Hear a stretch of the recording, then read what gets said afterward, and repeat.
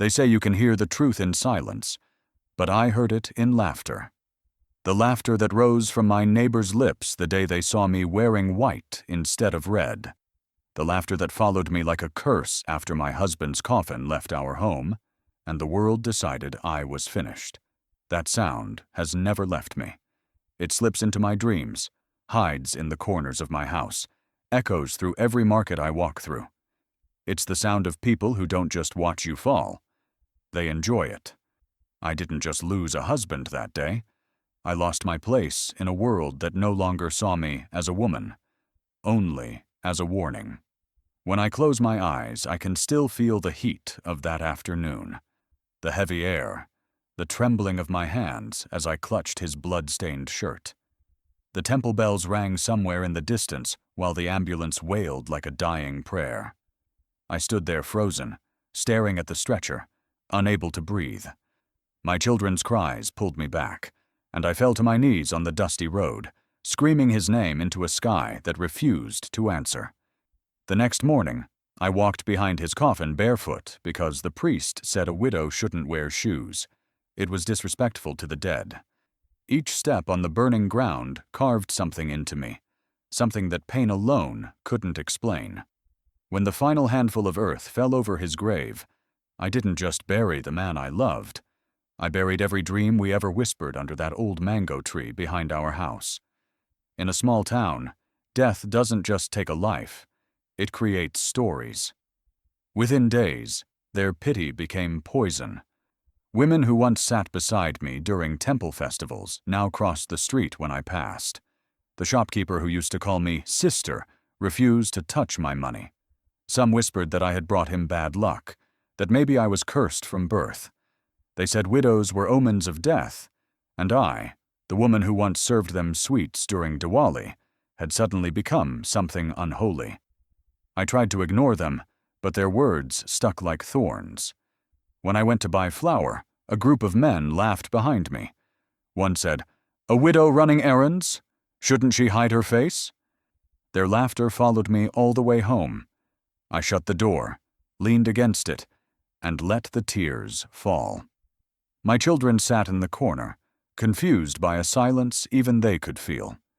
The days blended together in shades of gray.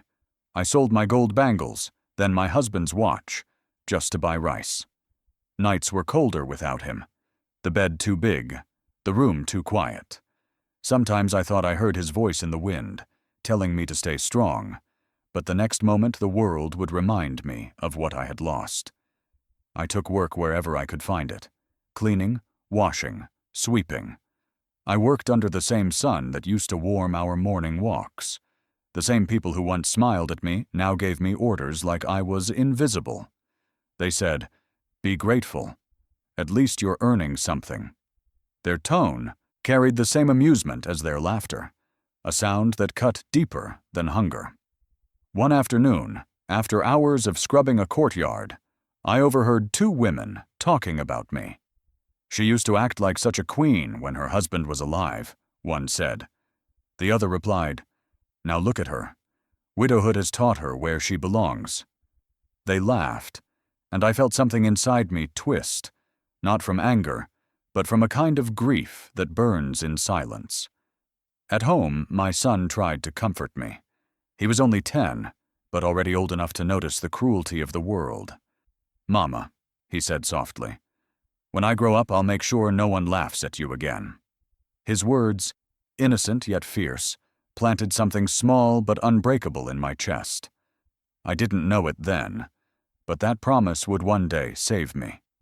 The moon was full that night, pale light spilling into the cracks of our broken roof. I sat beside the small clay lamp, its flame trembling like my hands. I whispered to it the words I couldn't say aloud. "If you can stay alive in this wind, maybe I can too." The flame bent, swayed, almost died, but then steadied itself. At that moment, something inside me did the same. The laughter didn't stop. It followed me through days of hunger and nights of despair. It was there when I begged for work, when I prayed for strength, when I lay awake counting the hours until dawn. But now, instead of breaking me, It began to feed a quiet rage, the kind that doesn't scream, the kind that waits. One morning, I stood by the window and watched the sun crawl over the rooftops. The air was heavy with the sound of roosters and gossip, but I didn't flinch anymore. My hands were rough, my eyes hollow, but inside me burned a strange calm. Maybe they were right. Maybe I had lost everything. But in losing everything, I had also lost fear. People say strength is loud, but mine was silent. It grew in the spaces between humiliation and survival. It grew in the moments when I had no one left, but still woke up to try again. It grew in the eyes of my children, who still believed in me, even when I didn't. That was the day I decided I would no longer be their joke. If the world saw me as cursed, then I'd turn that curse into a challenge. I didn't know how. I didn't know when. But I knew that one day, their laughter would not haunt me. It would haunt them. That night, as I looked at my reflection in the cracked mirror, I saw not a widow, but a storm waiting for its moment. I placed my hand over my heart and whispered, "They've taken everything from me, but not the fire."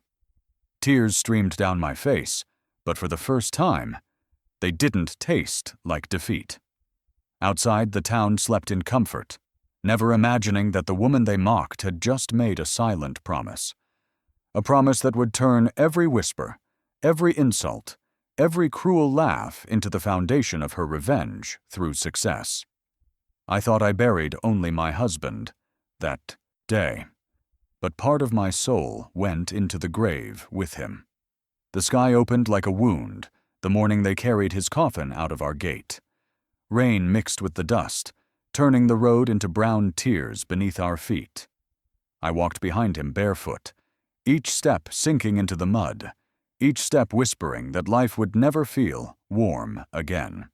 People around me held umbrellas. I held nothing but his photograph pressed against my chest.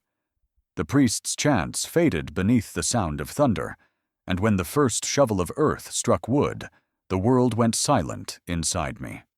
I wanted to scream, but grief had stolen my voice. When the last handful of soil fell, I stared at the grave until the crowd dissolved into shadows. The rain eased, yet I couldn't move.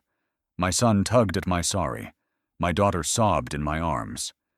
Somehow I led them home through the flooded streets, the photograph soaked, the color of his smile bleeding into my palms. That night, the house smelled of incense and damp clothes. The bed felt foreign without his weight beside me. I laid there, eyes open, tracing the cracks on the ceiling that looked like roads leading nowhere. Every creak of the walls, every gust of wind through the broken window sounded like him calling my name, until I realized it was only the echo of my own emptiness. The next morning, people came with sympathy wrapped in curiosity. They spoke softly, offering words that tasted of pity. One woman said, "You must be strong now. God tests those he loves most." I nodded while inside me something laughed bitterly. If this was love, I wanted none of it. Days turned into weeks. The cupboards emptied. The creditors came. I sold my bangles first. The gold he once said matched my smile. Then his watch, still set to the hour his heart had stopped. Each sale felt like erasing another piece of our life together. My children watched quietly, their eyes older than their years. I pretended not to notice their hunger, because a mother's lie sometimes tastes kinder than the truth. The world around me grew smaller. Neighbors who once dropped in for tea now crossed the street when I stepped outside. Widowhood, in our town, was a kind of contagion. Even my closest friend avoided my door, afraid my misfortune might cling to her own happiness. The silence of abandonment was heavier than grief itself. At dusk, I would sit by the window, staring at the horizon where his funeral smoke had once risen. The light would fade, and so would my courage. When darkness settled, I stopped lighting the lamp. Oil was expensive, and hope felt wasteful. My children would sleep huddled together while I sat in the shadows, whispering apologies to the ghosts of our dreams. I stopped praying. Even God seemed to have joined the laughter outside my door. Then one night, while searching for a fallen bangle under the bed, my fingers brushed against the small brass box where I kept the leftover wicks from the lamp. I don't know why I did it. Maybe out of habit, maybe defiance. But I took one, dipped it in the last drops of oil, and lit it. The flame sputtered weakly, bending as if ready to die. I cupped my hands around it, watching its fragile glow reflect in my tears. Memories rushed in. Our wedding, his laughter, our children's first steps, the promises we never kept. My body shook with sobs that refused to stop, years of fear and loneliness pouring out all at once. Yet the flame didn't die. It trembled, fought against the wind that seeped through the cracks, and still it burned. I don't know how long I sat there. Maybe an hour, maybe till dawn. When the first light of morning touched the floor, the candle was still alive, a stubborn drop of gold defying the darkness around it. For the first time in months, I felt something stir inside me. Not peace, not joy, but a pulse. A heartbeat I thought I had buried with him. I looked at my children sleeping beside each other on the floor, their faces soft in the glow. The world outside would still mock us, the debts would still wait, but the candle had taught me something the world never could. Even the smallest flame can outlast the night if it refuses to surrender. I wiped my eyes, straightened my back, and whispered to the flame, "You win." And somewhere deep inside, I promised that one day, so would I. When that candle kept burning till dawn, I realized it wasn't the wind that tried to kill it. It was my fear. The night hadn't ended my story. It had rewritten it. I stood by the window, the first rays of sunlight warming my face, and for the first time since his death, I whispered, "I'm still here." What I didn't know then was that the same fire that kept that candle alive would soon set my entire destiny alight. It was the day the sky felt like fire, the kind of heat that melts hope. And just when I thought the world had forgotten I existed, a stranger appeared at my door, carrying nothing but dust on his shoes and wisdom in his eyes.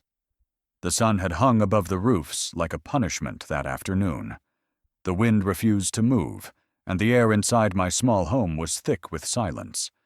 My children were asleep on the floor, their faces pale from hunger. The last pot of rice bubbled weakly over a dying flame, and I remember thinking, maybe this is all life will ever be now, waiting for the next hunger. Then came the knock, soft, hesitant, but so unexpected that it made me drop the spoon. When I opened the door, I saw him, a man whose clothes carried the color of distance, whose sandals were cracked like the earth in summer. His beard was silver, his eyes dark and steady. He smiled the way one does after walking a long road alone. "Water," he whispered, his voice coarse as sandpaper. I hesitated for a heartbeat. There wasn't much left in the pot, but there was something about him, not the way he looked, but the way the air around him seemed quiet, that made me pour him a cup. He drank, slowly, like every drop mattered, and when he finished, he looked at me the way no one had since my husband died, as if I was still human. He asked if I had food. I turned to the pot and saw the small handful of rice left for my children. My throat tightened. But then my daughter stirred from sleep and said, "Mama, we can share." Her voice was soft but certain, and in that moment I felt ashamed that a child could still be generous when I was drowning in fear. So I served him half our meal. He ate quietly, savoring each grain as though it were a feast. When he finished, he set the bowl down and said, "You have the strength of 10 people inside you." I laughed, a hollow, broken laugh that sounded more like a sob.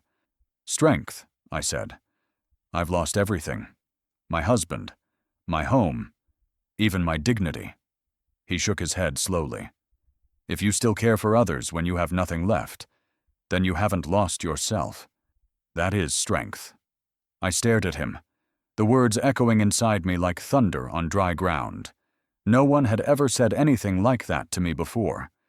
People told me to accept my fate, to pray for the next life, to live quietly, in shame. But this stranger, this man with nothing, spoke as if I still had something worth fighting for. Tears burned in my eyes before I could stop them. He didn't look away. Most people do when a widow cries. They avert their eyes as though sorrow is contagious. But he watched, calm, almost proud, as though he saw beauty in my breaking. When my sobs quieted, he reached into his old bag and pulled out a coin, dull, heavy, worn smooth by time. "Keep this," he said. "Whenever you feel small, hold it. Remember, even the smallest thing has value, if someone believes it does." I wanted to ask who he was, where he came from, why he spoke to me, like he knew my pain. But before I could, he smiled again, a smile that looked like forgiveness, and said, "Your journey isn't over yet." Then he turned and walked away into the burning horizon until the dust swallowed him whole. I stood there for a long time, the coin warm in my palm, the wind finally beginning to move again. Behind me, my children stirred, the smell of rice fading. Everything was the same, the hunger, the broken house, the tired world. And yet everything had changed. That night, after putting my children to bed, I placed the coin beside the candle. Its surface caught the light, reflecting fire back at me. For the first time in years, I didn't feel cursed. I felt seen. His words repeated in my mind until they became a heartbeat. If you still care for others, you haven't lost yourself. When dawn came, the first ray of sunlight landed on that coin, turning it gold for a moment. I picked it up and felt its weight, heavier than it should have been, as if carrying a promise. Somewhere deep inside, a quiet voice whispered, "Maybe I can start again." That morning I decided, if a stranger could believe in me, then maybe it was time I learned to believe in myself. It all began with one cracked wall, one broken table, and a heart that refused to stop believing. The morning after the stranger left, I couldn't stop looking at that coin. It lay beside the candle like a small sun, daring me to move. The house still smelled of smoke and hunger, yet something inside me buzzed with restlessness. I had spent months surviving. Now I wanted to live. I wanted to build something that no one could take from me. I wrapped the coin in a scrap of cloth and slipped it into my blouse pocket. My children were still asleep when I stepped outside. The town was waking, shop shutters clanging open, buses coughing smoke, hawkers calling prices. For the first time in a long while, I wasn't afraid of the noise. It sounded like an opportunity. Near the bus station stood an old corner shop, half collapsed, its windows clouded with dust. A single chair leaned drunkenly against the door. Everyone called it unlucky. 2 owners before me had failed there. But when I pressed my palm to the cracked wall, it felt warm, like it was waiting for someone stubborn enough to love it. The landlord laughed when I asked about rent. "That place," he said, "it'll fall before you make a rupee." I smiled anyway. "Then I'll build faster than it falls." He shook his head, but he took my small deposit. It was everything I had. Yet as I signed the paper, I felt rich for the first time since my husband's death. The next week blurred into sweat and paint. I scrubbed the floors until my knees bled. My son patched the broken shelves. My daughter carried buckets of water. The townspeople watched from the street, whispering and laughing. The widow has gone mad again. I didn't answer. Each stroke of the brush felt like erasing another insult. By the 3rd day, the walls were the color of mourning. I borrowed an old kettle from a neighbor and opened my tiny stall with nothing more than tea, courage, and a smile. My first customers were bus drivers who stopped only out of curiosity. They drank quietly, expecting bitterness, but the tea tasted of cardamom and effort. One of them said, "Widow, you make tea like home." I didn't correct him. I just said, "Then come again tomorrow." And they did.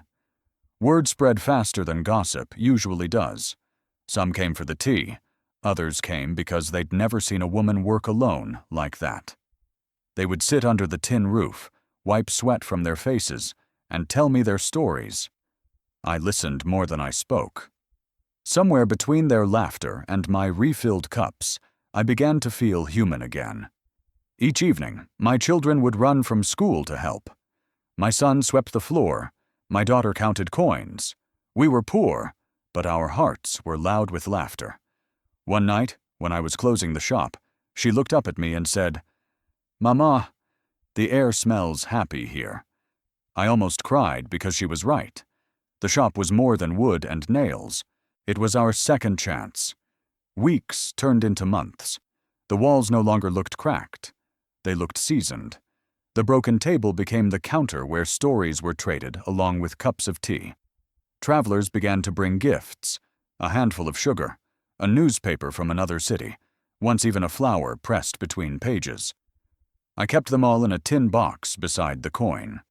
I learned something important then. People don't always need luxury. They need a place where they are seen. My stall became that place. I didn't sell tea. I sold warmth. And in giving it, I began to heal. But success, however small, attracts attention. One afternoon, as I was closing up, a woman I barely knew stopped by. She wore gold bangles and confidence like perfume.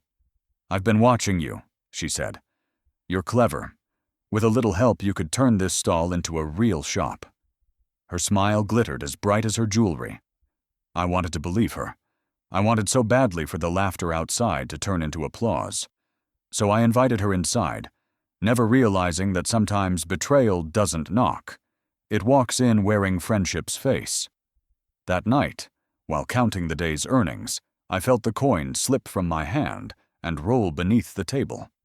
When I bent to pick it up, I saw two shadows outside the door, hers and a man's, whispering in the dark. The sound of their laughter chilled me. It was a tune I'd heard before, the same cruel echo from my past. I didn't know it yet, but the next morning that laughter would come for me again, and this time it would try to destroy everything I had built from dust. I thought I had finally found a friend, until she turned my faith into her prophet. Her name was Rima. She came to my stall often, always dressed in colors too bright for our dusty town. Her laughter was soft, her voice sweet, and her words, they sounded like hope. She told me she admired my courage, that she had never seen anyone rebuild life from ashes like I had. For a woman starved of kindness, her praise felt like rain after a drought. She started visiting every evening, sitting near the counter, talking about business and possibilities. "You have something special," she'd say, sipping her tea. "But this place is too small for you. I can help you make it bigger." The idea was intoxicating. A proper shop with new chairs, a signboard, maybe even shelves of snacks. I could see it in my head. My children smiling in clean clothes, customers lined up outside. For the first time, success didn't feel impossible. Rima said she had experience in trade, that she could teach me about pricing and profit. She promised to invest if I trusted her with my savings, so she could add her share and make a joint order for supplies. Every word sounded logical. Every smile felt genuine. And I wanted to believe her. I needed to. The town had always seen me as weak. Maybe this partnership would prove them wrong. So, one evening, after closing time, I opened the small tin box where I kept my earnings. My fingers trembled as I counted every coin, every note, everything I had worked for since the day I picked up that traveler's coin. I handed it all to her. My faith, my sweat, my children's future. She squeezed my hand and said, "Trust me, sister. This is the beginning of something great." For the next few days, she didn't come. I told myself she was busy with suppliers, that maybe she'd gone to the city. On the fourth day, I went to her house. It was locked. The neighbors said she'd left town at dawn, luggage full, laughing. The truth hit me like a collapsing roof. I stood in front of her empty house, clutching the edge of my shawl, feeling my heartbeat hammer against my ribs. I had been fooled, again. Betrayal doesn't announce itself. It arrives dressed as friendship and leaves as ruin. When I returned to my shop, it didn't feel like mine anymore. The walls seemed to lean closer, whispering every foolish decision I'd made. My customers stopped coming, murmuring that I must have run out of money, that my luck had finally caught up to me. "See," one man said loudly enough for me to hear, "a widow's hands can't hold success for long." Their laughter was back, sharper than ever. That night, I locked the door of the stall and sat in the dark. My children slept nearby, unaware that everything we had built was gone. The only sound was the wind rattling the tin roof. I cried quietly, not the kind of tears that seek pity, but the kind that fall when the world has stopped listening. I thought about the traveler, his voice, his coin. I pulled it from the tin box and held it in my palm. Even in the darkness, it caught a faint glimmer from the dying lamp. I stared at my reflection in that coin and saw a woman I barely recognized. Tired, yes, but not defeated.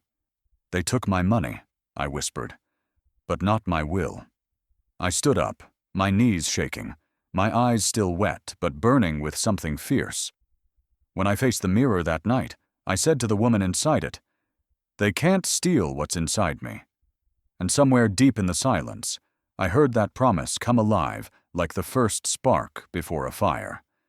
I had no money left, only compassion, and that became my greatest wealth. After Rima's betrayal, I stopped talking for days. My children spoke in whispers, afraid that even their laughter might break me further. The shop remained closed. The dust gathered like shame on the counter. I felt as though every kindness I had ever shown had been punished. The world had taken my trust, my savings, my hope. All I had left were 2 hungry children and a coin from a stranger who once said I had strength. Nights were the worst. That's when memories came. Rima's warm smile, her hand on mine. The moment I believed her lies. I tried to hate her, but the truth was heavier than hate. I hated myself for being desperate enough to believe. I told myself I would never trust anyone again. Never. It was on one of those cold nights that fate decided to test that promise. I had just finished cleaning the empty shop, planning to sell the table for rent money, when I heard a faint noise outside. A coughing sound, soft but sharp, like someone choking on air. I stepped out and saw an old woman sitting by the steps, wrapped in rags. Her hair was tangled, her hands trembling. She looked like the shadow of who I used to be. "Mother," I said gently, "are you all right?" She looked up, her eyes clouded with hunger. "Just resting," she whispered. But her lips were blue, and her breath came in gasps. The night wind cut through her thin shawl like knives. I hesitated. I had barely enough food for my children. My mind screamed, "Walk away. You've given enough." But something stronger, maybe the echo of that traveler's voice, whispered back, "If you still care for others when you have nothing, you haven't lost yourself." So I opened the door. "Come inside," I said. "You'll freeze out here." She refused at first, muttering that she didn't want to trouble me. I didn't listen. I let her in, wrapped my extra blanket around her shoulders, and poured her a cup of warm water with the last pinch of tea leaves. Then I shared what little rice we had left. She ate slowly, each bite shaking in her fingers. "May God bless you," she said softly. "People pass me every day, but no one stops." Her words filled the room with a kind of silence I hadn't felt in months, a silence that felt like peace, not emptiness. She fell asleep soon after, her face softening in the lamplight. I sat beside her, watching her chest rise and fall, realizing how familiar that kind of exhaustion looked. At dawn, the rumble of an engine woke me. A black car stopped outside my shop, too polished for our poor street. A man stepped out, tall and sharply dressed. He looked around frantically until his eyes fell on the woman sleeping by the counter. In 2 strides, he was kneeling beside her, tears streaking down his face. "Mother," he whispered, holding her hands. Then he turned to me. "She went missing last night. I searched everywhere." I told him how I'd found her. He listened, eyes wide with disbelief, as though kindness were something rare enough to hurt. When he finally spoke, his voice broke. "You saved my mother's life. How can I ever repay you?" I didn't know what to say. Repay? I had acted without thinking, not for reward, just because I couldn't bear to see another person suffer the way I once did. But before I could answer, he looked at the faded sign above my door. "Is this your shop?" he asked. I nodded. He smiled, a calm, certain smile. "Then let me help you reopen it, not as charity, as gratitude." I wanted to refuse, but the truth sat heavy in my chest. I needed the help. His offer wasn't pity, it was respect. And so, for the first time since the betrayal, I said yes. That day he sent carpenters, paint, and supplies. By evening, my stall breathed again, brighter than before. When the old woman woke and saw her son smile, she cried softly. "See, child," she said to me, "kindness always finds its way home." That night, as I counted the day's blessings, I placed the traveler's coin beside the lamp once more. Its glow mingled with the flame, two lights born of giving, not gain.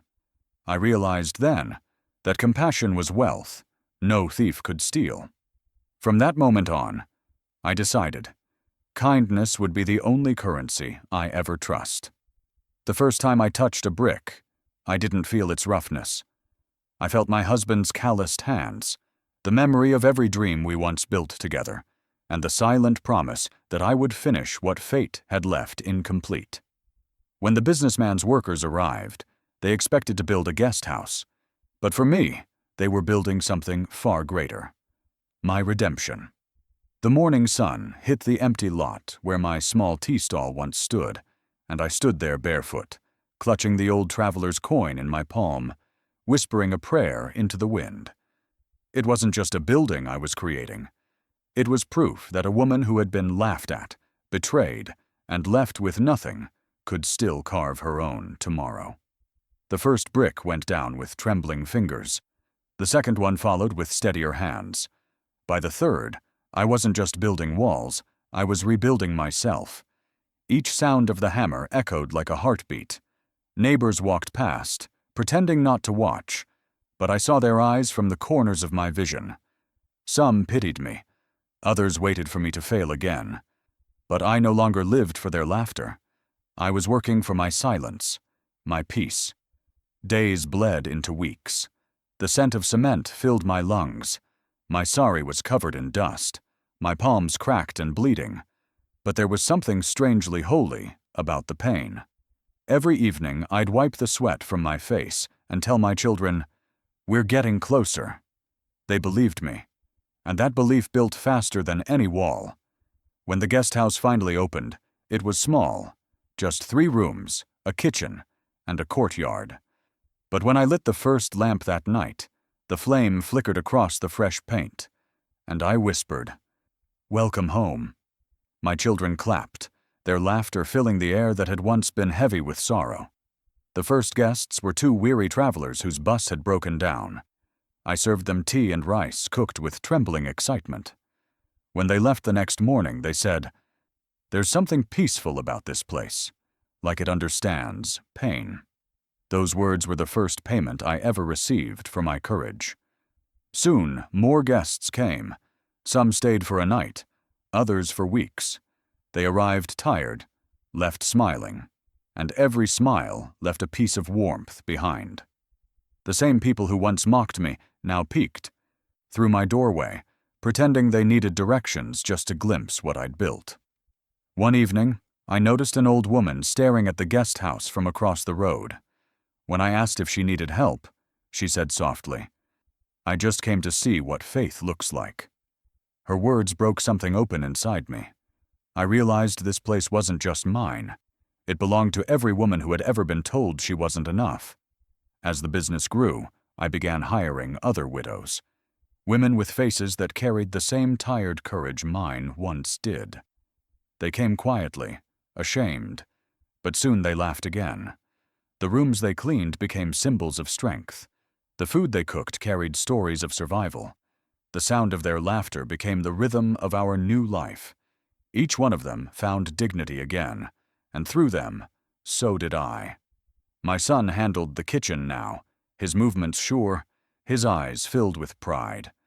My daughter kept the records, her handwriting neat, her smile brighter each day. We had become a team, a family that built more than walls. We had built a future.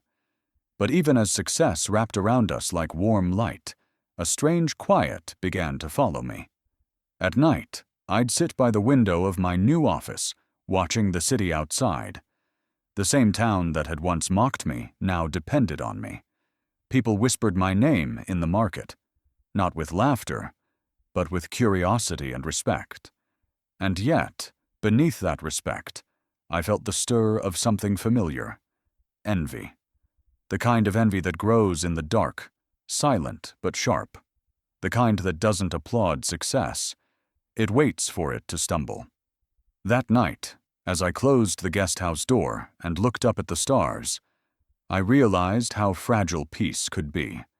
The laughter that once broke me had turned into whispers of respect. But whispers, too, can become storms. Somewhere in those shadows, jealousy was already watching me build. And I could almost hear it breathing, waiting for the right moment to knock. The day my story appeared in the newspaper, I didn't smile. I cried, not because the world finally saw me, but because I realized how blind they had been all along. The same mouths that once spat my name like poison were now speaking it like a prayer. That morning, the newspaper boy tossed the paper onto the dusty steps of my guest house, as he did every day. But this time, when I picked it up, my hands froze. There on the front page, my face, my name, my life condensed into a single headline: "The Widow Who Wouldn't Give Up." For a moment I couldn't breathe. My knees trembled as I sat down on the steps, reading the words again and again. The widow who wouldn't give up. I whispered it aloud, my voice shaking. All these years I had been called cursed, mad, foolish, but never brave, never unstoppable. My children came running when they heard my sobs. They thought something terrible had happened. But when they saw the paper, they hugged me, laughing and crying all at once. My son said, "Mama, you're famous." My daughter whispered, "Now the whole city will know what I already knew. You're a hero." I had no reply, only tears, not of sadness this time, but of release. Every sleepless night, every insult, every hungry evening, it had all led to this moment. Not for recognition, but for redemption. By noon, the doorbell wouldn't stop ringing. Neighbors who once crossed the street to avoid me now stood outside holding sweets and congratulations. Their voices were syrupy, their eyes curious. "We always believed in you," they said, conveniently forgetting their laughter. I didn't expose their lies. I had no need to. Their guilt was louder than my forgiveness. Instead, I welcomed them with tea, the same tea they once mocked me for selling. As they drank, they praised the flavor, not realizing they were sipping the taste of my survival. Within weeks, the city began to speak my name differently. Travelers came asking for the widow's guest house, saying they'd heard it was built on kindness. Journalists came for interviews, wanting to know how a broken woman built an empire of warmth. I told them the truth. I wasn't trying to build an empire. I was just trying to rebuild my heart. Then came an invitation that changed everything. A local women's organization asked me to speak at their annual event. I almost said no. The thought of standing on a stage terrified me. But when I saw my children's faces, I said yes. The night of the speech, my hands trembled as I faced the crowd. Rows of women, some strong, some broken, some both, looked up at me.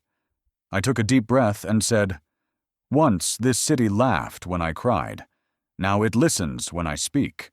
But the truth is, I didn't rise to silence them. I rose to hear myself again." For a heartbeat there was silence. Then applause erupted, thunderous and unending.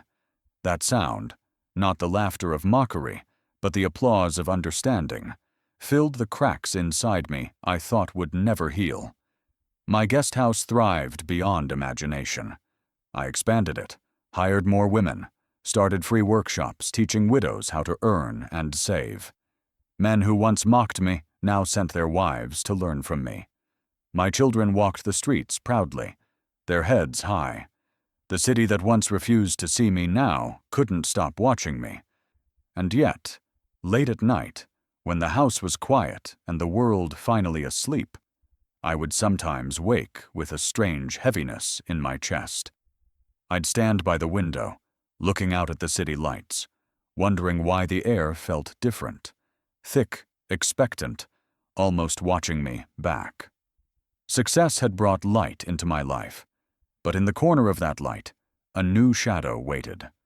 I didn't know it then, but peace can be the most dangerous silence of all. Because behind the applause hides envy, and behind envy, the storm. The same city that now bowed its head in respect was already whispering in corners, sharpening its smiles. And soon the winds that once carried my name in laughter would return, this time not to mock me, but to test how strong I had truly become. The night the fire came, the sky looked ordinary. A quiet moon, a calm breeze, a city asleep, and I foolishly believed that success had finally made me safe. But success doesn't protect you from pain. It tests how much you've truly learned from it. The day had ended like any other. The guest house was full, laughter floated from the dining hall, and the smell of fresh bread lingered in the corridors. I remember standing by the window, watching the lights of the city that had once ignored me. I thought of how far I'd come, from begging for work to owning a home that others called a blessing. I whispered a quiet thank you to God before locking the main door for the night. Then, sometime after midnight, I woke to the sound of glass shattering. At first, I thought it was part of a dream, until the scent of smoke clawed its way into my throat. I rushed to the hallway. A thick wall of black air met me. Flames were crawling up the kitchen curtains like hungry beasts. My daughter screamed my name from upstairs, my son coughing beside her. "Get everyone out," I shouted, my voice cracking. I tried to reach the water pump, but the fire had already cut through the wires. Sparks flew, lighting up the corridor with angry red. Guests stumbled out of their rooms, eyes wide with terror. The roof groaned, and for a terrifying second I thought it would fall. We ran out into the street, barefoot, breathless, helpless. From across the road, I watched my guest house burn. Every wall, every piece of furniture, every memory I had built with my hands turned to ash before my eyes. The signboard Hope Haven split down the middle and fell, the letters glowing briefly before vanishing in smoke. I sank to my knees. My children grabbed my hands, their faces streaked with soot and tears. "Mama, don't cry," my son whispered, his small voice breaking. "We're safe. That's what matters." But I cried anyway, not for the loss of walls and wood, but for the part of me that had believed I was finally done suffering. The fire roared louder, feeding on that illusion until the night itself seemed to weep. By morning, only the skeleton of the guest house remained. The air smelled of smoke and defeat. I sat on the curb, wrapped in a blanket someone had given me, staring at the blackened ruins. A few neighbors gathered around. One woman, the same who once mocked me, placed a cup of water in my hands. "We'll help," she said quietly. "You've helped all of us in ways you'll never know." Word spread quickly. By noon, people I'd never met arrived with tools, food, and offers to rebuild. Volunteers swept the ashes. Carpenters measured the remains. Young men carried bricks. The same city that once laughed at my pain now stood shoulder to shoulder with me. As I watched them work, something inside me shifted again. Maybe the fire hadn't destroyed everything. Maybe it had burned away what I no longer needed. Fear, pride, the illusion of control. That evening, sitting among the ruins, I found the glass frame that had held the traveler's coin. It was cracked, but not broken. The coin inside was blackened from smoke, yet when I wiped it with my sleeve, it still gleamed. My heart clenched. Even small things hold great value. The words came back to me like a promise. The donations kept coming. Not just money, but kindness. Women brought home-cooked meals for the workers. Children handed me drawings of Hope Haven 2.0. The fire that had threatened to end me became the spark that united an entire community. For the first time, I understood what true wealth meant. Not money or property, but the love and trust I had earned from people who once turned away. Days turned into weeks. The smell of smoke faded, replaced by the scent of new timber and fresh paint. The sound of hammers filled the air again, the same rhythm that had once built my first dream. Only this time, I wasn't building alone. The city was building with me. Each night I'd sit under the half-finished roof, looking up at the stars through the beams. I'd whisper to my husband, to the traveler, to the fire itself, "You couldn't destroy me." And somehow, in the silence that followed, I'd feel an answer. Not in words, but in the steady pulse of faith returning. When the new walls finally began to rise from the ashes, I realized the fire hadn't come to end my story. It had come to rewrite it. I looked at the half-built structure glowing in the sunset and felt something enormous stir inside me. This time, I wouldn't just rebuild a guest house. I would build a dream big enough to hold every soul who had ever lost theirs. From the ashes of that fire, a bigger dream began to rise, and the city would never be the same again. When I first laid the foundation stone, I pressed my palm into the wet cement and felt my heartbeat echo through it. Because every brick that would rise from there wasn't made of clay, but of tears, courage, and every humiliation I had ever survived. My tears had become bricks, and my pain had turned into pillars. After the fire, people thought I would rebuild the guest house the same way it was before, but I had learned something from the flames. When life burns everything you love, it isn't asking you to rebuild what you lost. It's asking you to build something greater. So I didn't start again. I started higher. This time I dreamed not of rooms and teacups, but of a hotel that could stand as tall as every insult that had ever tried to bury me. The city still smelled faintly of ash when construction began. The workers called me Madam Hope, and every time I heard it, I smiled quietly. I was no longer the widow they pitied. I was the woman who refused to surrender. From morning till night, I stood on the site in my dusty sari, watching every brick placed like a prayer answered. I chose the colors myself: gold for light, white for peace, red for the fire that once tried to end me. The sound of hammers became my new music. The rhythm of progress filled my days. The sight of rising walls steadied my breath. My children worked beside me, managing budgets, inspecting supplies, learning that greatness isn't inherited, it's built, nail by nail, breath by breath. When the walls reached their final height, I climbed the scaffolding and touched the topmost beam. The wind whipped through my hair, carrying with it memories of hunger, betrayal, and laughter that had once haunted me. I looked down at the city that had watched me fall and whispered, "Look again. I'm still standing." The opening day arrived like a sunrise I'd waited years to see. I wore the same white sari I had once been mocked for, now no longer a symbol of loss, but of resilience. The hotel gleamed behind me, glass, marble, and light, shimmering like redemption itself.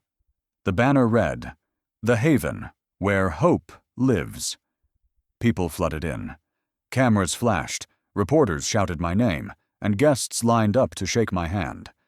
The same city officials who once ignored my requests now called me a visionary. I stood at the entrance, welcoming them all, the traveler's coin hanging proudly in its glass frame in the lobby. Beneath it, a plaque read, "Even small things hold great value." When I walked through the grand hall, I could see the story of my life in every corner. The marble floors reflected not vanity, but victory. The chandeliers above were like frozen fireworks, celebrating every moment I had refused to give up. The walls were decorated with photographs of the women who had helped me build this dream. Widows, mothers, survivors. Each smile on those walls was a testimony that no pain, no past, no cruelty could define us. I spoke on the stage, my voice steady, my heart calm. "This isn't just my hotel," I said. "It's every woman's victory. It's proof that no matter how deep life buries you, you can still bloom from the dirt." The applause rose like thunder. My children stood in the front row, their eyes shining with tears and pride. After the ceremony, I walked to the balcony. The city stretched below me, glowing in the evening sun. I thought of the woman I once was, barefoot, ridiculed, invisible, and I smiled for her.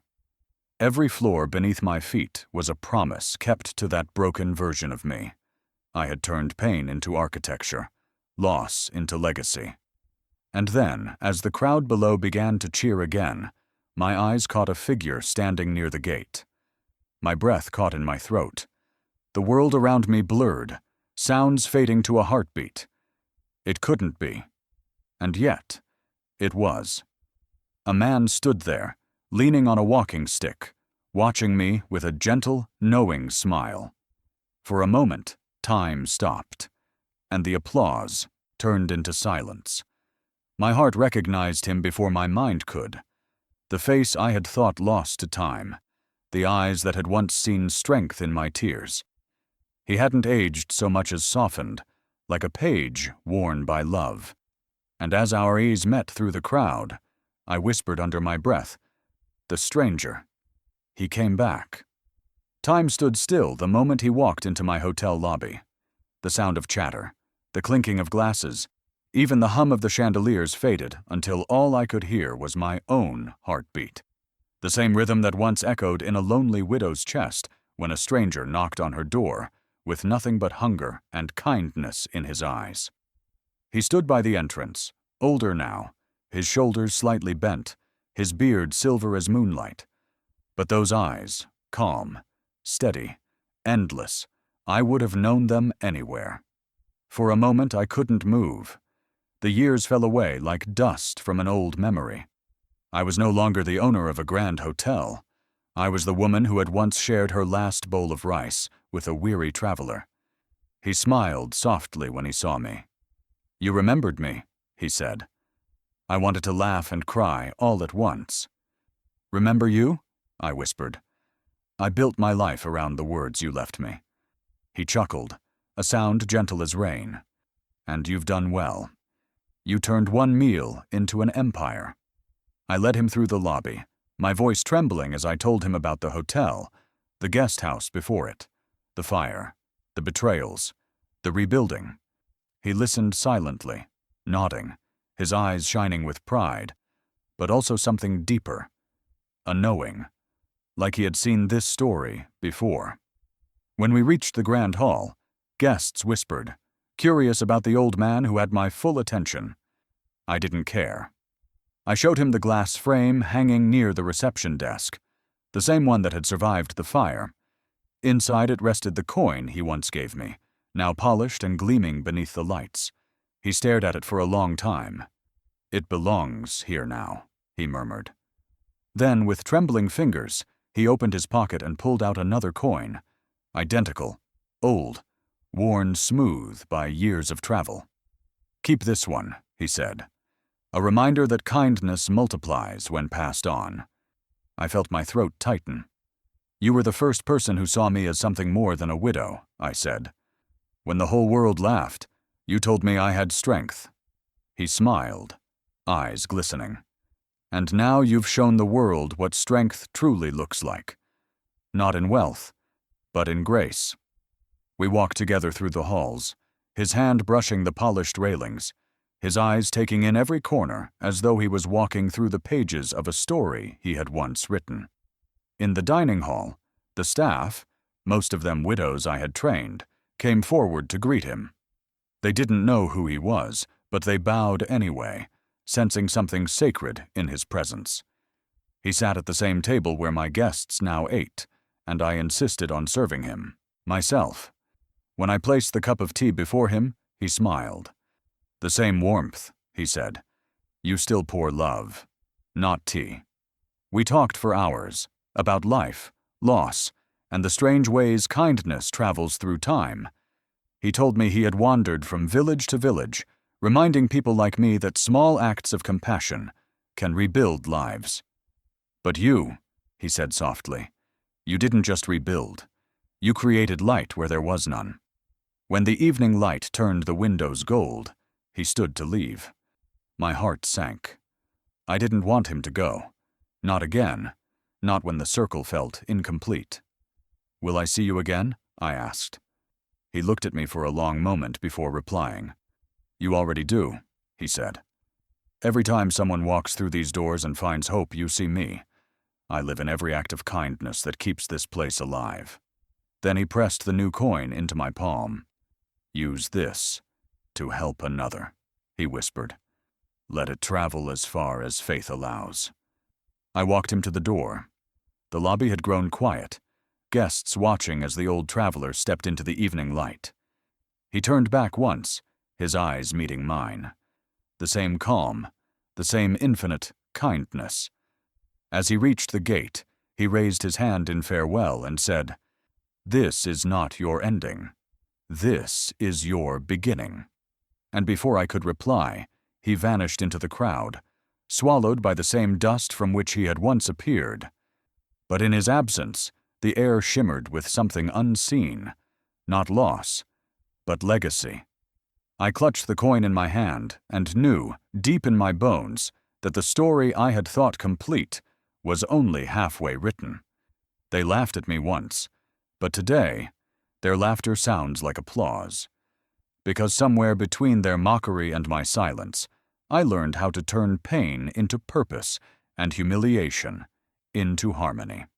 Every cruel sound that once broke me became the rhythm of my triumph. The morning sun climbed over the skyline like a crown made of fire, its rays spilling across the glass walls of my hotel. From the rooftop, the city stretched before me. The same city that had once shut its doors in my face now glittered like 1,000 unspoken apologies. The air carried the smell of rain and jasmine, the same scent that had clung to my sari on the day I buried my husband. Only this time, it didn't smell like sorrow. It smelled like completion. I closed my eyes and let the wind rush against my face. Images flooded my mind. The laughter that followed me in the marketplace, the whispers at the funeral, the nights of hunger, the betrayal, the fire. I saw every version of myself I had ever been. The widow, the worker, the mother, the builder, standing side by side within me. I wanted to tell them, "We made it." Behind me, the hotel buzzed with life.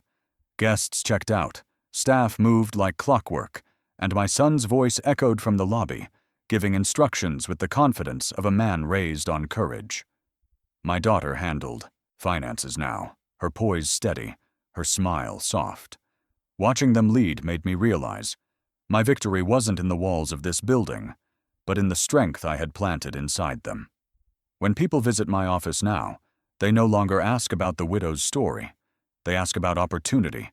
They ask how I built this empire. And I tell them the truth.